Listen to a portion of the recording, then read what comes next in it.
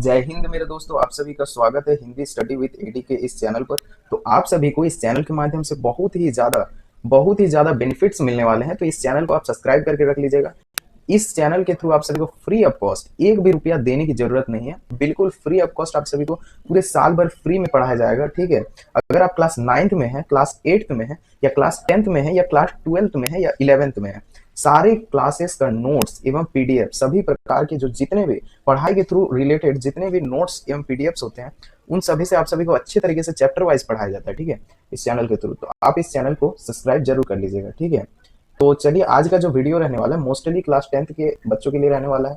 और क्या रहने वाला है सर? तो 50 तो ऑब्जेक्टिव एमसीक्यूज क्वेश्चन रहने वाले हैं। ठीक है, तो ये जो ऑब्जेक्टिव मैं करा दूंगा, इसके आगे आप सभी को इस चैप्टर से और पढ़ने की कुछ जरूरत नीड ही नहीं होगी। ठीक है, तो इसीलिए आप इस वीडियो को लास्ट तक जरूर देखिएगा, और अगर वीडियो पसंद आता है तो लाइक जरूर कर लीजिएगा। ठीक है, चलिए वीडियो को स्टार्ट करते हैं।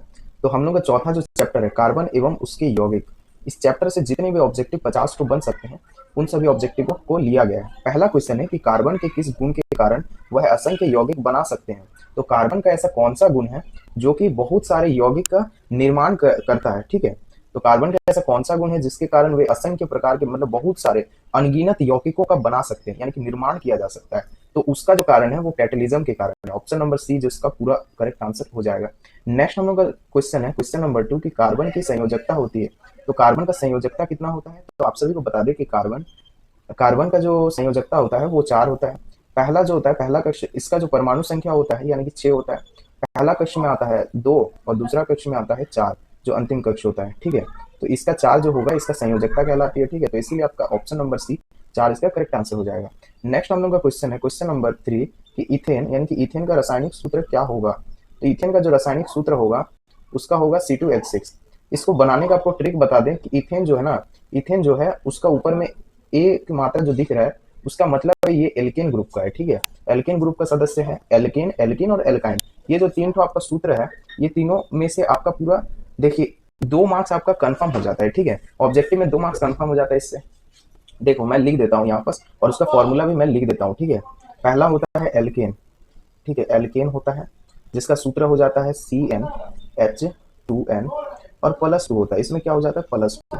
और एल्केन के बाद जो होता है वो होता है एल्केन एल्किन। ठीक है, एल्किन एल्किन का जो सूत्र होता है वो बस होता है CnH2n। बस इसी को बस उठाना है। ठीक है, एल्किन देखो एल्केन है, एकार है, उसके बाद हस्से है। ठीक है, मतलब दीर्घई है। तो एकार है उसके बाद इन है, मतलब एल्केन उसके बाद एल्किन फिर एल्काइन। बस ट्रिक के माध्यम से आपको याद रखना है। और क्या, एल्केन एल्किन और एल्काइन। इसका जो सूत्र होता है एल्किन का वो होता है बस CnH2n हो जाता है। उसके बाद जो एल्काइन का जो सूत्र होता है, 1 मिनट में लिख देता हूँ। एल्काइन का जो सूत्र होता है, एल्काइन का सूत्र वो होता है CnH2n और इसका -2 हो जाता है, इसका -2 हो जाता है। ठीक है, ठीक है, -2 हो जाता है उसमें एल्काइन में। तो उसी प्रकार से आपको करना है। उसके बाद नेक्स्ट हम लोग का जो क्वेश्चन है, 1 मिनट, ये 3 टॉपिक आपको क्लियर रहना चाहिए जिससे कि आपका मेनली जो आधा हाफ चैप्टर होता है इसी से पूरा कंप्लीट हो जाएगा। ठीक है, उसके बाद उसी प्रकार से अगर इसको बनाना चाहेंगे इथेन का, तो इथेन जो होता है वो एक पहले आता है मैथ, मैथ आता है, उसके बाद आता है एथ आता है। ठीक है, तो मैथ देखो 1 नंबर पे, दूसरा नंबर पे एथ आता है। तो यहाँ पर कहा है इथेन। ठीक है, तो एथेन जो है, 1 मिनट, एथेन ऐसा होता है। ठीक है, तो एथेन सेकंड नंबर पे आता है, यानी कि CN, एन का जगह क्या लिखेंगे 2 लिखेंगे, और H उसके बाद 2, उसके बाद इंटू N और क्या होगा +2। ठीक है, तो अब आप सॉल्व करेंगे तो यहाँ पर C का जगह 2 होगा, H यहाँ पर 2 दूनी 4 हो जाएगा, और प्लस कर दो 2 यानी कि 6 होगा। तो ऑप्शन नंबर इसका सी करेक्ट आंसर हो गया। ठीक है, C2H6। नेक्स्ट हम लोग का जो सवाल है, सवाल नंबर 4 कि एल्किनों की सामान्य संरचना होगी। तो एल्किनों की जो सामान्य संरचना होती है वो होता है CnH2n। ठीक है, याद रख लीजिएगा CnH2n होती है एल्किनों की सामान्य संरचना। नेक्स्ट हम लोग का क्वेश्चन है क्वेश्चन नंबर 5 की साबुन और डिटर्जेंट मुख्य अंतर क्या है।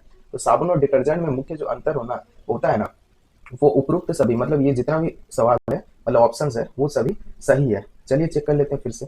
देखिए डिटर्जेंट केवल कठोर जल के साथ कार्य करता है, बिल्कुल।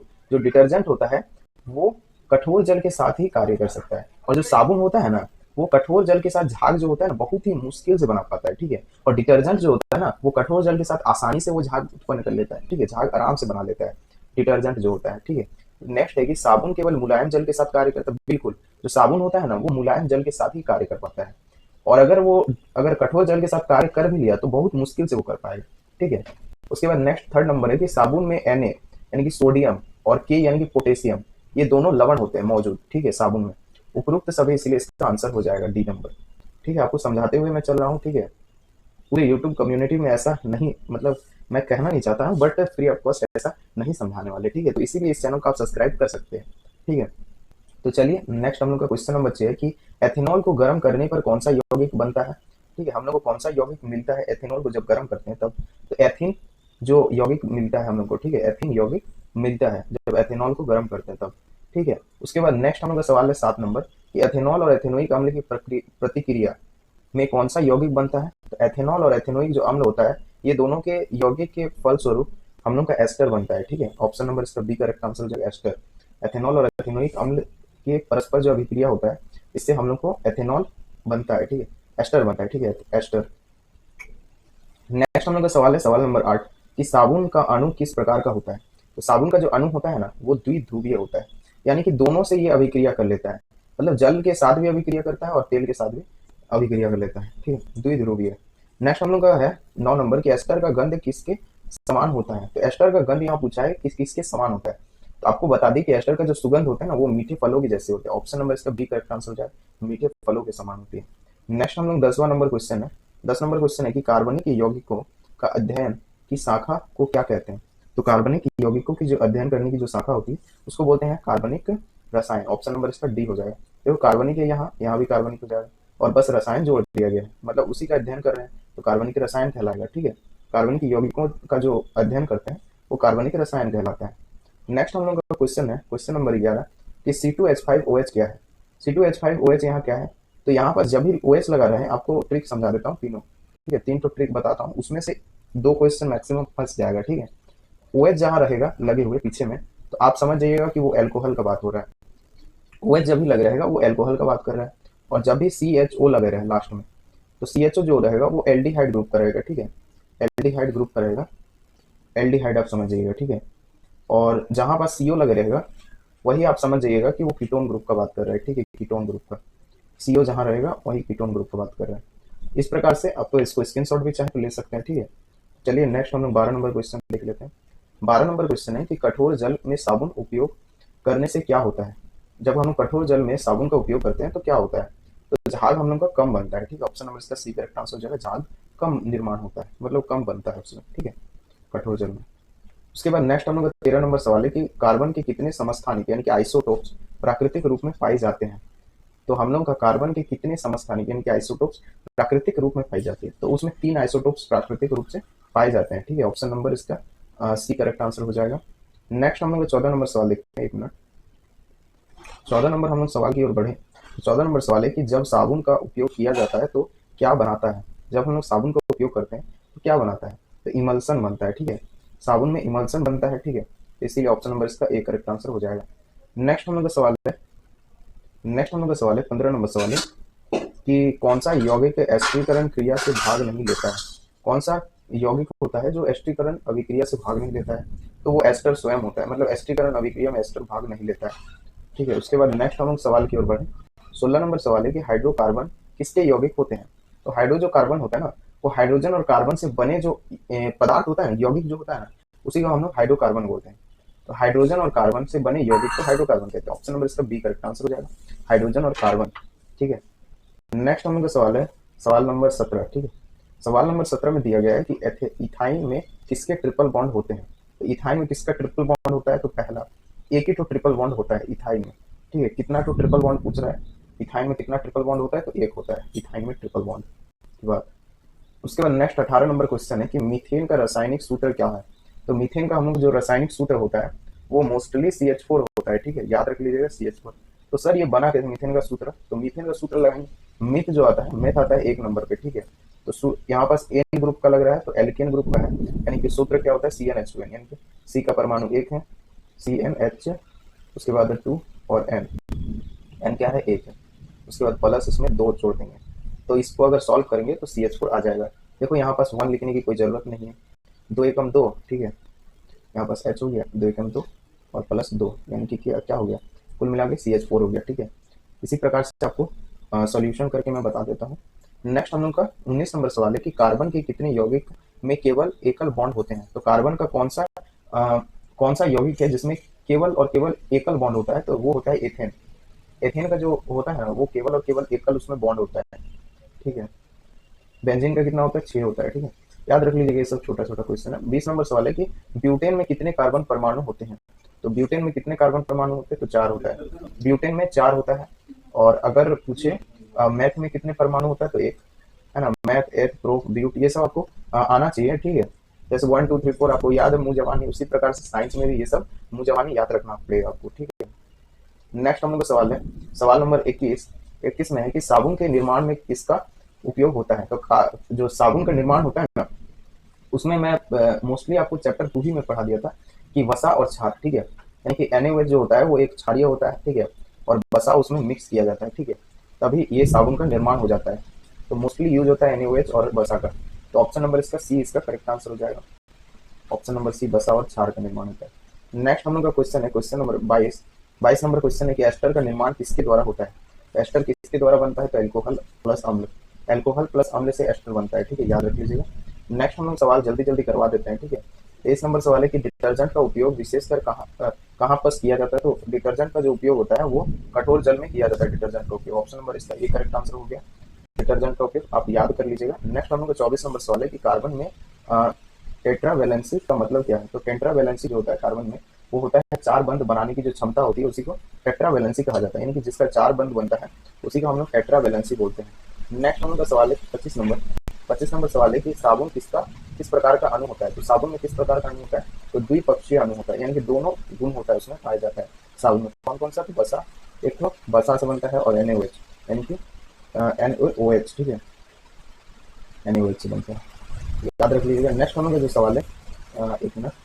नेक्स्ट हम लोग का सवाल है कि मीथेन का आईपीएसी नाम क्या है। तो मीथेन का जो आईपीएसी नाम होता है वो स्वयं मीथेन ही होता है, ठीक है। मीथेन का आईपीएसी नाम मीथेन होता है, क्योंकि CH4 होता है, ठीक है। सूत्र भी याद रख लीजिएगा, आपको पढ़ा चुके हैं। नेक्स्ट हम लोग का सवाल है, सवाल नंबर 27 की C2H2 का क्या मतलब, C2H2 को क्या बोलते हैं, ठीक है।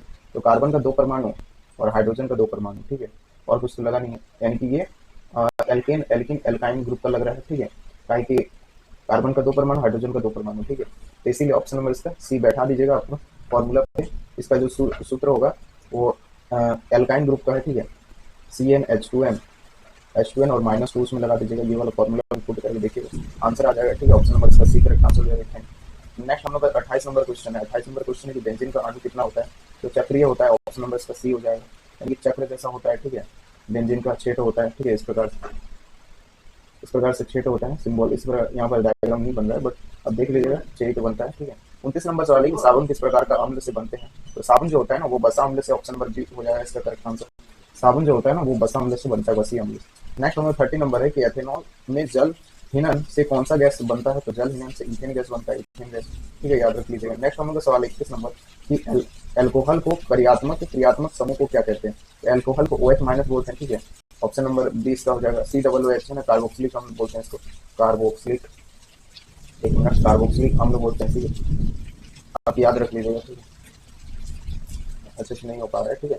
इसको बोलते हैं कार्बोक्सिलिक अम्ल, इसको बोलते हैं एल्कोहल, ठीक है। CHO एल्डिहाइड होता है, और जो ये होता है ये कीटोन का होता है, कीटोन का होता है ये, और ये होता है एल्डिहाइड का, एल्डिहाइड, एल्डिहाइड का ये सकारात्मक समूह होता है, ये भी याद रख लीजिएगा। ये सब इंपॉर्टेंट है, आप सभी को पूछ लिया जाता है कभी कभार। कार्बन किस समूह में आता है। तो कार्बन जो आता है ना वो आता है समूह नंबर 14 में, ठीक है। कार्बन जो आता है वो समूह नंबर 14 में आता है, ऑप्शन नंबर इसका सी करेक्ट आंसर हो गया। नेक्स्ट हम लोग का 33 नंबर सवाल है। 33 नंबर सवाल है कि कार्बन के यौगिकों में सबसे सामान्य बॉन्ड क्या होता है। तो कार्बन के समूह में कोवैलेंट जो ये होता है ना, गुण होता है ना, कोवैलेंट जो बॉन्ड होता है वो सामान्य तरीके से पाया जाता है, ठीक है। ऑप्शन नंबर इसका सी करेक्ट आंसर हो जाएगा। नेक्स्ट हम लोग को 34 नंबर सवाल है। 34 नंबर है कि कौन सा यौगिक एल्किन है। एल्किन इनमें से कौन सा है एल्किन। तो यहाँ पर देखो C2H4 है, यानी कार्बन का 2 परमाणु, हाइड्रोजन का 2 परमाणु। तो यहाँ पर हम लोग बैठा लेते पहले CN, एन का जगह 2 है, H2N, ठीक है, H2N ना। तो ऑप्शन नंबर इसका ए ही करेक्ट आंसर हो जाएगा, ठीक है। आप फॉर्मूला में बैठा के देख लीजिएगा, CnH2n+2 बनाना, CnH2n और +2। एन का जगह में आप नंबर पुट कर दीजिएगा, ठीक है। एन यहाँ 2 तो ठीक है, और इंटू कर दीजिएगा और प्लस में 2 कर दीजिएगा, देखिएगा यही आएगा, option number A correct answer हो जाएगा। नेक्स्ट हम लोग का सवाल है सवाल नंबर 35। सवाल नंबर 35 है कि साबुन और डिटर्जेंट दोनों का मुख्य कार्य क्या है। तो साबुन और डिटर्जेंट में मुख्य कार्य जो होगा वो सतह तनाव को कम करना होगा, ऑप्शन नंबर सी इसका करेक्ट आंसर है, सतह तनाव को कम करना। कार्बन और डिटर्जेंट का ये दोनों में से मुख्य कार्य होता है। नेक्स्ट हम लोग 36 नंबर है कि एथेनॉल में कितने कार्बन परमाणु होते हैं। तो एथेनॉल में जो होता है वो 2 कार्बन परमाणु होता है, ठीक है, ऑप्शन नंबर इसका भी करेक्ट आंसर हो जाएगा। नेक्स्ट हम लोग का सवाल है 37 नंबर सवाल है कि फलों की सुगंध कौन सा यौगिक होता है। तो फलों में जो सुगंध होता है वो एस्टर होता है, एस्टर, ठीक है, एस्टर यौगिक उसमें पाया जाता है फलों के सुगंध में, ठीक है। नेक्स्ट हम लोग 38 नंबर सवाल है, जब एस्टर को जल अपघटन यानी कि हाइड्रोलाइसिस होता है तो क्या बनता है, ठीक है। हाइड्रोलाइसिस जो होता है तब क्या बनता है, ठीक है, ऑप्शन नंबर सी हो जाएगा, अम्ल और एल्कोहल बनता है। नेक्स्ट हम लोग का जो सवाल है सवाल नंबर 39 है कि डिटर्जेंट किस प्रकार का यौगिक होता है। तो डिटर्जेंट जो होता है ना वो सिंथेटिक यौगिक होता है, ठीक है, इसको बनाया जाता है मानव द्वारा, ठीक है, डिटर्जेंट जो होता है। और वो भी जो साबुन होता है उसका भी निर्माण हेतु मानव द्वारा ही बनाया जाता है, इसलिए वो भी सिंथेटिक होता है। नेक्स्ट हम लोग का सवाल है सवाल नंबर 40 की CH3COO यानी कि ये क्या है। तो ये कार्बोक्सिलिक अम्ल मेनली, ठीक है, आपको बता ही चुके हैं। तो ऑप्शन कहाँ है, तो ये अगर कार्बोक्सिलिक अम्ल नहीं रहेगा तो एथेनोइक अम्ल मार दीजिएगा, ठीक है। एथेनोइक अम्ल को ही हम लोग कार्बोक्सिलिक अम्ल बोलते हैं, ठीक है, आप देख लीजिएगा, आपको कार्बोक्सिलिक अम्ल और एथेनोइक अम्ल दोनों सेम होता है, ठीक है।